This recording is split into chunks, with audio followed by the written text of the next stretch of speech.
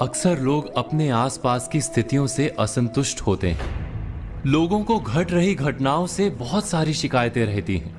जिसे देखो वही कहता मिल जाएगा कि ना जाने ये सब क्या हो रहा है।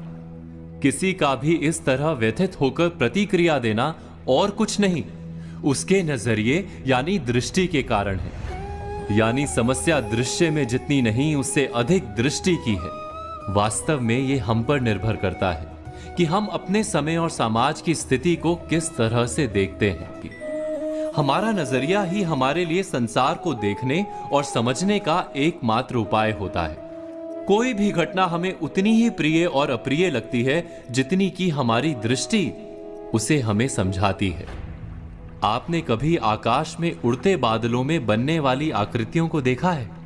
उनमें जो भी आकृतियां बनती हैं उसे हम अपने नजरिए से ही परिभाषित कर पाते हैं। एक ही समय में वो एक बादल का टुकड़ा किसी को शेर और किसी को खरगोश दिखता है। कैसे?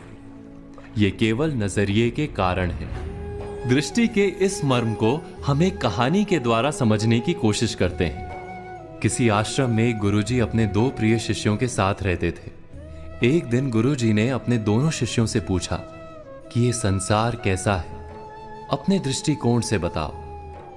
पहला शिष्य बोला, ये दुनिया बहुत बुरी है। जितनी देर की रात होती है उतनी ही देर का दिन। कैसा संसार है, उजले दिन के पीछे काली अंधेरी रात आती ही रहती है। अंधेरी रात को नष्ट करके केवल दिन दिन ही रहना चाहिए, बस केवल उजाला रहे। पहले शिष्य के बाद दूसरे शिष्य ने संसार को लेकर अपना नजरिया गुरुजी के सामने रखा। हर काली रात के बाद एक महाप्रकाशित दिन आरंभ होता है गुरुजी। सूर्य देव संसार को हर दिन नई ज्योति से भर देते हैं। लोग अपने अपने काम पर निकलते हैं।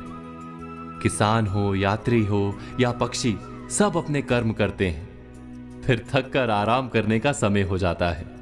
शाम घिरने लगती है तो हम सूर्य को विदा कर दीपक जलाते हैं और रात में भी उजाला कर लेते हैं। आसमान चमकीले तारों से भर जाता है। चंद्रमा का उदय होता है। रात के साथ दिन का क्रम बना रहना बहुत आवश्यक है, अन्यथा हम प्रकाश का महत्व कैसे समझ पाएंगे। गुरुदेव ने दोनों के नजरिए को समझा। संसार वही एक है। हम इसे कैसे देखते हैं उस पर निर्भर करता है। जो अंधकार को अधिक देखेगा उसे अंधकार अधिक दिखेगा। जो प्रकाश को महत्व देगा उसे प्रकाश अधिक दिखेगा। इसीलिए दृश्य नहीं, दृष्टि को बदलने या सुधारने की आवश्यकता है। दोस्तों, आज कही बातों पर विचार कीजिए और कल की प्रतीक्षा कीजिए।